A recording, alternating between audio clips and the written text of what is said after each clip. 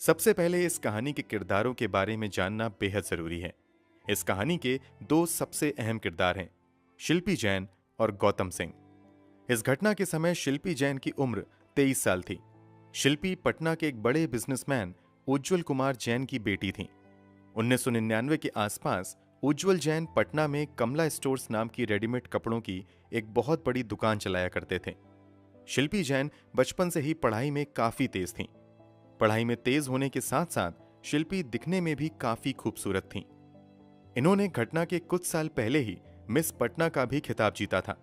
घटना के समय शिल्पी पटना विमेंस कॉलेज से ग्रेजुएशन कंप्लीट करने के बाद कंप्यूटर क्लास कर रही थीं। इस कहानी का दूसरा अहम किरदार गौतम सिंह भी कोई मामूली इंसान नहीं था। गौतम सिंह के पिता का नाम डॉक्टर वीएन सिंह था, जो पूरे परिवार के साथ लंदन में रहते थे। समय समय पर ये पटना भी आते रहते थे। डॉक्टर वीएन सिंह लालू प्रसाद यादव के बेहद करीबियों में से एक थे। वो कैसे, जानेंगे आगे। चूंकि गौतम सिंह के पिता लालू प्रसाद यादव के करीबी थे, इस कारण गौतम सिंह को बिहार की राजनीति को करीब से समझने का मौका मिलता है और वो लंदन छोड़कर पटना में रहते हुए राजनीति में ही अपना भविष्य बनाने की कोशिश में लग जाते हैं। 1999 के आसपास लालू यादव चारा घोटाले के आरोप में जेल में बंद थे, जबकि बिहार के मुख्यमंत्री के पद पर अब लालू यादव की पत्नी राबड़ी देवी आ चुकी थीं। लालू यादव की गैर मौजूदगी में सत्ता चलाने में राबड़ी देवी के भाई यानी लालू यादव के साले साधु यादव काफी अहम भूमिका निभा रहे थे। उस दौर के लोग तो यहां तक कहते हैं कि कहने को तो साधु यादव महज एमएलसी विधायक थे, मगर वास्तव में उस समय साधु यादव ही सरकार हुआ करते थे। बड़े से बड़े अधिकारी साधु यादव के आगे पीछे लगे रहते थे। क्योंकि गौतम सिंह तथा लालू यादव के परिवार वालों की आपसी जान पहचान काफी पुरानी थी, इस कारण गौतम सिंह को राजनीति में जगह बनाने में ज्यादा दिक्कत नहीं होती है और बहुत जल्द उसकी जान पहचान साधु यादव से हो जाती है। साधु यादव का करीबी होने की वजह से गौतम सिंह को तेजी से पार्टी में नई पहचान मिलती रहती है। गौतम सिंह साधु यादव के साथ मिलकर पटना के मशहूर फ्रेजर रोड में सिल्वर ऑक नाम का एक रेस्टोरेंट भी शुरू करता है, यानी साधु यादव और गौतम सिंह बिजनेस पार्टनर भी बन जाते हैं। शिल्पी जैन और गौतम सिंह दोनों ही पटना के थे तथा इन दोनों का संबंध रसूखदार परिवार से था। एक दिन शिल्पी की मुलाकात गौतम से होती है और पहली ही मुलाकात में दोनों एक दूसरे के अच्छे दोस्त बन जाते हैं और देखते ही देखते इन दोनों की दोस्ती प्यार में बदल जाती है। दोनों एक दूसरे को टूट कर चाहने लगते हैं और साथ रहने का भी प्लान करने लगते हैं, मगर इन दोनों का यह ख्वाब अधूरा रह जाता है क्योंकि 3 जुलाई 1999 की रात शिल्पी जैन और गौतम सिंह की लाश गांधी मैदान थाने के अंतर्गत आने वाले एमएलए क्वार्टर के बंगला नंबर 12 के गैरेज में मौजूद मारुति जैन कार के अंदर मिलती है। दो बड़े घर से आने वाले लड़के लड़कियों की मौत की खबर से पूरे पटना में सनसनी मच जाती है। हर कोई जानने को बेचैन हो जाता है कि आखिर इन दोनों की ये हालत किसने की है। जितना मुंह उतनी तरह की बातें सुनने को मिलने लगती हैं, मगर सच्चाई क्या थी कोई नहीं जानता था। वैसे तब क्या, आज तक कोई नहीं जानता कि सच्चाई क्या थी, क्योंकि इन दोनों की लाश मिलने के तुरंत बाद पटना पुलिस ने बिना किसी पोस्टमार्टम और विसरा रिपोर्ट के इन दोनों की मौत की वजह सुसाइड को बता दिया था। क्या सच में ऐसा ही था? शायद नहीं, क्योंकि पुलिस की थ्योरी से एक अलग ही चर्चा पटना की फिजाओं में तैर रही थी। चर्चा के मुताबिक 2 जुलाई 1999 को रोज की तरह शिल्पी जैन सुबह सुबह अपने कंप्यूटर क्लास जाने के लिए घर से निकलती हैं। घर से निकलते समय शिल्पी जैन ने एक सफेद रंग की कुर्ती पहनी हुई थी। घर से निकलने के बाद शिल्पी जैन एक रिक्शे पर बैठती हैं तथा अपने कंप्यूटर क्लास की ओर निकल जाती हैं। अभी शिल्पी जैन का रिक्शा कुछ ही दूर आगे गया था कि रास्ते में एक लड़का अपनी कार रिक्शे के आगे रोकता है और शिल्पी से पूछता है कि तुम कहां जा रही हो। उस लड़के को देखते ही शिल्पी जैन कहती हैं कि मैं अपनी कंप्यूटर क्लास की ओर जा रही हूं। जवाब में लड़का कहता है कि मैं भी उधर ही जा रहा हूं, अगर तुम चाहो तो मैं तुम्हें तुम्हारे इंस्टीट्यूट तक ड्रॉप कर सकता हूं। कथित तौर पर यह लड़का कोई और नहीं बल्कि गौतम सिंह का एक करीबी दोस्त ही था, जिसे शिल्पी जैन भी काफी अच्छे से जानती थी। चूंकि लड़का गौतम की जान पहचान का था और पहले भी कई बार शिल्पी से मिल चुका था, इसलिए शिल्पी रिक्शे वाले को किराया देकर रिक्शे से उतर जाती हैं और इस लड़के की कार में बैठ जाती हैं। कार कुछ देर तक तो शिल्पी जैन के कंप्यूटर इंस्टीट्यूट की तरफ ही बढ़ती है, मगर कुछ आगे जाकर वो लड़का कार को एक दूसरे रास्ते की तरफ मोड़ देता है। कार जब दूसरे रास्ते पर मुड़ती है तो शिल्पी जैन लड़के से पूछती हैं कि इधर तुम मुझे कहाँ ले जा रहे हो। तो वो जवाब में कहता है कि हम अभी फुलवारी शरीफ की तरफ जाएंगे, जहां वाल्मी गेस्ट हाउस में गौतम सिंह रुका हुआ है। वो तुमसे मिलना चाहता है। जो लोग नहीं जानते उनकी जानकारी के लिए बता दें कि फुलवारी शरीफ पटना से ही लगा हुआ शहर है। वैसे तो आज फुलवारी शरीफ पूरी तरीके से आबादी से भरा हुआ है, लेकिन 90s के आसपास काफी सुनसान इलाका हुआ करता था। गाड़ी को दूसरे रास्ते पर मुड़ता देख पहले तो शिल्पी जैन घबराती हैं, मगर जैसे ही सुनती हैं कि गेस्ट हाउस में गौतम सिंह मौजूद हैं, शिल्पी बड़े आराम से लड़के के साथ जाने के लिए तैयार हो जाती हैं। जबकि सच्चाई तो ये थी कि उस गेस्ट हाउस में गौतम सिंह मौजूद ही नहीं था। कहीं से इस बात की जानकारी गौतम सिंह को थोड़ी देर बाद लग जाती है कि शिल्पी को एक लड़का कार से फुलवारी शरीफ के बाल्मी गेस्ट हाउस में लेकर गया है। गौतम सिंह तुरंत परेशान हो जाता है और अपनी सफेद रंग की मारुति ज़ेन कार निकालकर गेस्ट हाउस की तरफ भागता है। गौतम सिंह के परेशान होने की सबसे बड़ी वजह यह थी कि राजनीति में बेहद करीब से जुड़े होने की वजह से गौतम सिंह को अच्छे से मालूम था कि उन दिनों बाल्मी गेस्ट हाउस बड़े बड़े नेताओं का अय्याशी का अड्डा हुआ करता था। अनहोनी की आशंकाओं से घिरा हुआ गौतम सिंह भागते हुए बाल्मी गेस्ट हाउस तक आता है तो यहां देखता है कि शिल्पी एक कमरे में बंद है और उसके आसपास कई लोग मौजूद हैं जो उसके साथ जबरदस्ती करने की कोशिश कर रहे हैं। ये सब देखकर गौतम सिंह भागता हुआ अंदर जाता है और वहां मौजूद लोगों को रोकने की कोशिश करता है, मगर वहां मौजूद लोग गौतम सिंह की एक भी नहीं सुनते हैं और उल्टा गौतम सिंह को मारने पीटने लगते हैं। गौतम सिंह को मारने पीटने वाले लोगों में कोई दूसरे लोग नहीं थे, बल्कि गौतम सिंह के ही बेहद करीबी जान पहचान वाले नेता थे। गौतम उन लोगों से रहम की भीख मांगता है, मगर वो लोग गौतम की एक नहीं सुनते हैं और फिर गौतम की अच्छे से पिटाई करने के बाद शिल्पी जैन के साथ बड़ी बेरहमी से दरिंदगी को अंजाम देते हैं। शिल्पी के साथ दरिंदगी को अंजाम देने के बाद वहां मौजूद लोग शिल्पी तथा गौतम की गला दबाकर हत्या कर देते हैं और फिर इन दोनों की लाश गौतम सिंह की ही गाड़ी में डाल देते हैं। फिर कार रातों रात गांधी मैदान के पास लाकर एमएलए बंगले के गैरेज में खड़ी कर दी जाती है। इधर जब देर शाम तक शिल्पी घर वापस नहीं आती है तो उसके परिवार वाले शिल्पी के दोस्तों और रिश्तेदारों को फोन करना शुरू कर देते हैं। शिल्पी की खोज में आदमी भी लगाए जाते हैं, मगर कहीं भी शिल्पी का अता पता नहीं चलता है। यहां तक कि शाम हो जाती है और शिल्पी घर वापस नहीं आती है। थक हार कर शिल्पी के पिता स्थानीय थाने में जाकर बेटी के गायब होने की रिपोर्ट भी दर्ज करवा देते हैं। कुछ ही समय बाद खबर आती है कि गौतम सिंह भी गायब है। इसी के बाद दोनों की तलाश शुरू हो जाती है। दिन भर इन लोगों की खोज होती रहती है, मगर कहीं से कोई अता पता नहीं चलता है। इस खोजबीन में कई घंटे बीत जाते हैं। तभी अगले दिन यानी 3 जुलाई 1999 की रात 9 बजे के आसपास अचानक से पुलिस की एक टीम गांधी मैदान थाने के अंतर्गत आने वाले एमएलए क्वार्टर के बंगला नंबर 12 के पास पहुंचती है और गैरेज को खोलती है तो गैरेज के अंदर पुलिस वालों को गौतम सिंह की वही सफेद रंग की मारुति ज़ेन कार मिलती है। कार के अंदर की तलाशी लेने पर पता चलता है कि उस कार में शिल्पी जैन और गौतम सिंह की लाश है। पुलिस के पहुंचने के कुछ ही देर बाद वहां पर लालू यादव के साले साधु यादव भी अपने समर्थकों के साथ पहुंच जाते हैं, हंगामा करने लगते हैं। इस बात का जवाब आज तक नहीं मिल पाया कि साधु यादव को इस बात की जानकारी किसने दी कि पुलिस को गैरेज से कार मिली है और फिर साधु यादव वहां आकर हंगामा क्यों कर रहे थे।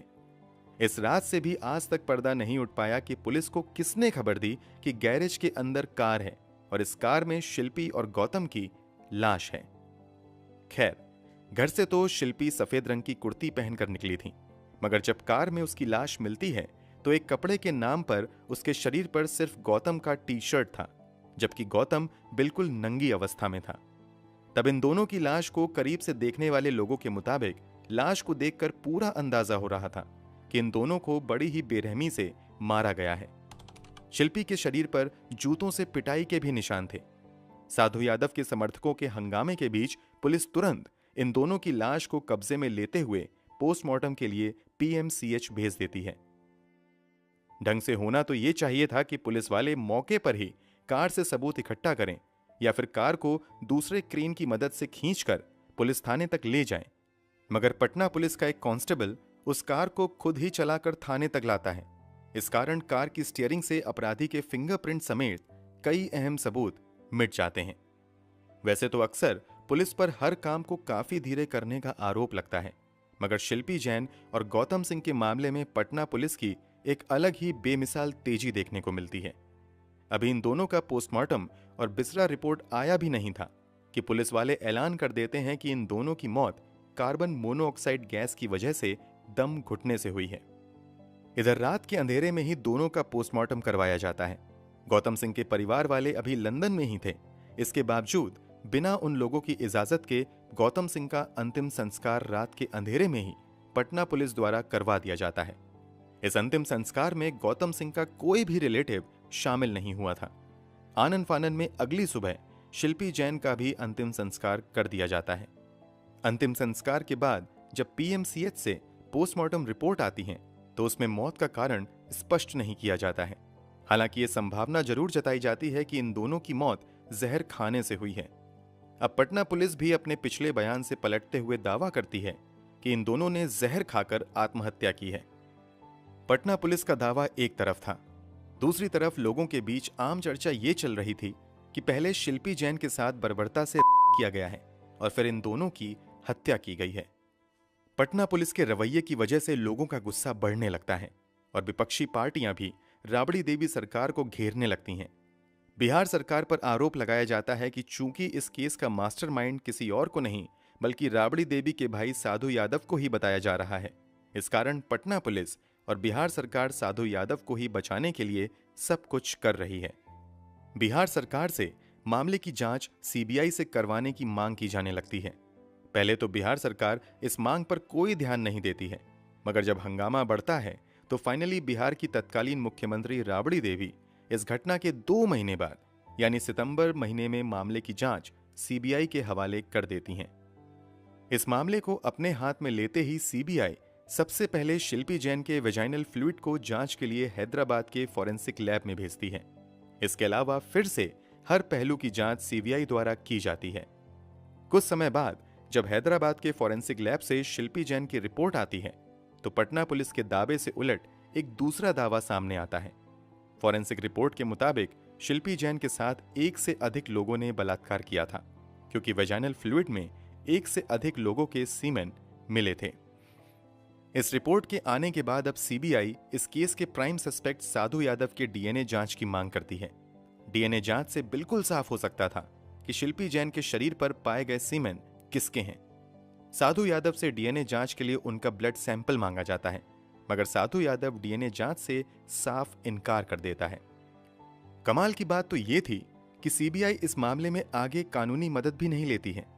अगर सीबीआई चाहती तो अदालत में जाकर साधु यादव को डीएनए सैंपल देने के लिए मजबूर कर सकती थी, मगर सीबीआई ऐसा कुछ नहीं करती है और फाइनली 2003 में इस मामले में एक क्लोजर रिपोर्ट पेश करती है।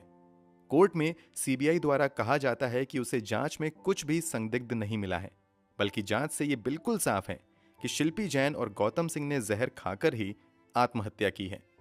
मतलब सीबीआई ने 4 साल के बाद वही रिपोर्ट पेश की जो रिपोर्ट कथित तौर पर पटना पुलिस ने पोस्टमार्टम रिपोर्ट आने से पहले लाश मिलते ही बनाई थी।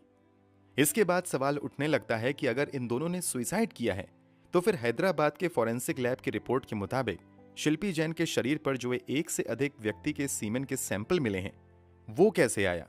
तो सीबीआई की ओर से बेहद ही हैरान करने वाली दलील दी जाती है कि असल में वो सीमेन नहीं बल्कि पसीना था।